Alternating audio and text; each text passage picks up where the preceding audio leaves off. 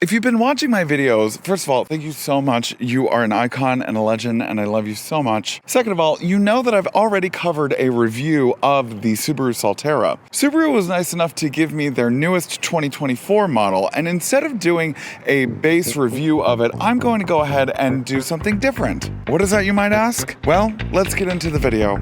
Welcome back to the channel.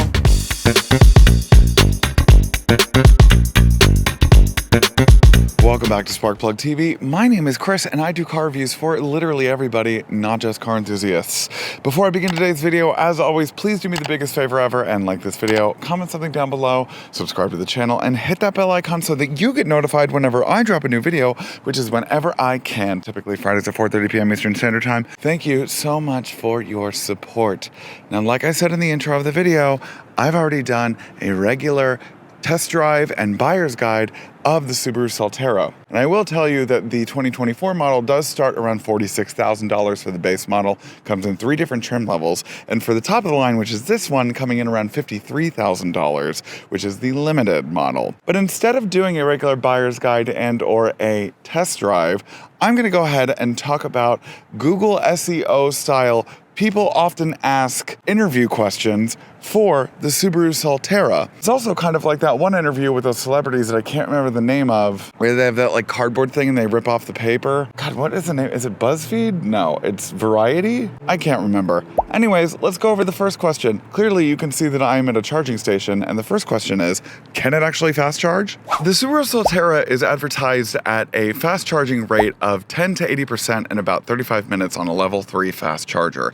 It maxes out at 100 kilowatts. Advertised anyway. When I got here, I plugged it into this 125 kilowatt fast charging charge point station, and it only topped out around 70 kilowatts. It also was at a state of charge of around 18%. Currently, it's around 72% and is only charging around 50 kilowatts. That has nothing to do with the power grid or the state of this charging station either, because there is a Silverado EV next to me that is getting up to 115 kilowatts as it stands. It's not really doing what it's advertised to do, and this also isn't just this single Subaru Solterra's problem. If you look at the forums, you can see that there are plenty of people that are getting between 50 to 70 and not 100 kilowatts. So instead of it being 35 minutes, I'm gonna be here for about an hour and 15 minutes. But that leads me into my next question, which is, how many miles can you get on a 100% battery charge? Now, the Subaru Solterra comes with a 72.8 kilowatt hour battery pack, and it comes with a standard all-wheel drive drivetrain. It has an EPA standard rating of 227 total miles. It also depends on how you drive it and the exterior weather conditions. Okay, sure, but can you tow with it? I wouldn't suggest it. Personally, Subaru's website does offer a $500 accessory hitch, which basically means that you can put bikes on the back or like an extended storage compartment. It can only hold up to 100 pounds maximum, according to the website. Subaru's official website also does not state that you should be able to tow with this. Can it go off-roading though? I mean, it is a Subaru after all. Now, I gotta say, I didn't really have any expectations for the Solterra coming into this off-road park, and I'm pleasantly surprised by how well it's doing. The suspension itself is pretty lofty when it comes to an day-to-day highway use, and you can kind of feel it kind of like wavering, you know, from a highway standpoint if you like touch the steering wheel just a little bit. But in an off-road standpoint, it makes it incredibly comfortable. You know, when you are bounding upwards and downwards, it actually does really well. It has the symmetrical all-wheel drive system, which is basically the 2 AC motors in the front and the rear.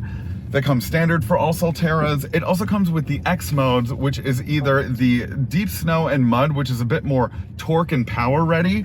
Meanwhile, the snow and dirt is a more lower end torque and power mode, so that, you know, you can kind of not lose any traction while you're driving along. It also has an 8.3 inch of ground clearance, which isn't a ton, but it is decent enough for a very easy trail like I'm on right now. Anything past medium trail with like some pretty high like breakover angles, you're gonna struggle a little bit, and you're not gonna want to do many breakover angle type roads. But other than that, I mean, I haven't lost but 2 to 3 miles on my battery in the 13 miles that I've been driving on this trail. Which leads me to my next question, which is, does it have a frunk? No. No, it doesn't. But does it qualify for the federal tax credit? Yes and no. If you lease it, you will qualify for the $7,500 tax credit. But because it's assembled in Japan, it doesn't qualify for if you finance or buy it out in cash, unfortunately. Which leads me to my next question is, what are the lease deals on it right now? Currently, if you look at Subaru's website, they're offering 0% APR financing for 72 months if you're financing them, redundant. Or if you're leasing them, it's $329 down and $329 a month. That's nothing for a brand new car, especially an EV. That's crazy. I mean, 2 years ago when I leased my Chevrolet Colorado 2022 model, I put $6,000 down and still paid $400 a month for a lease. I don't want to talk about how much money I lost. I'm embarrassed. Regardless, that's literally nothing for a lease, and you get the $7,500 tax credit. What more could you ask for? And since I'm on the inside of the Solterra, I might as well talk about, is it the same as a Toyota BZ4X? And technically, yes, it's almost identical to it. There's only a couple of differences between this and the Toyota.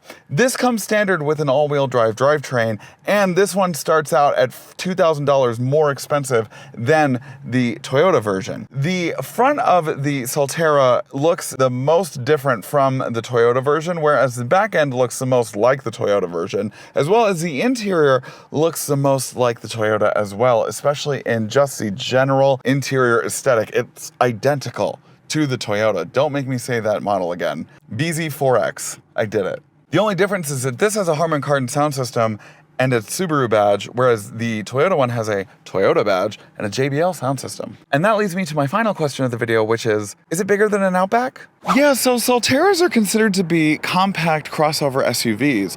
The Outbacks are considered to be mid-size crossover SUVs. Therefore, in terms of height, width, and length, this is 6 inches shorter in length compared to the Outback. It's 1 to 2 inches shorter in height compared to the Outback, depending on if you get the regular or the Wilderness package. And it's 1 inch more narrow than the Outback itself. Therefore, it's smaller. I hope I answered all your questions. And if not, go to Google. They have all the answers. Regardless, thank you guys so much for watching today's video. Please don't forget to like, comment, subscribe, and hit that bell icon so that you get notified whenever I drop a new video, which is whenever I can, typically Fridays at 4:30 p.m. Eastern Standard Time. Thank you so much for your support. It's so hot out here. I'm ready to go back inside and continue charging my Subaru Solterra. Till next time, bye-bye. Hey Sparks, thanks for watching today's video. Do you want more Sparkplug TV content? Then you can choose one of these 3 options. Right over here. The middle button is to subscribe to my channel, so please do that. Right over here. These 3. I can't see them in real life, but they're right here.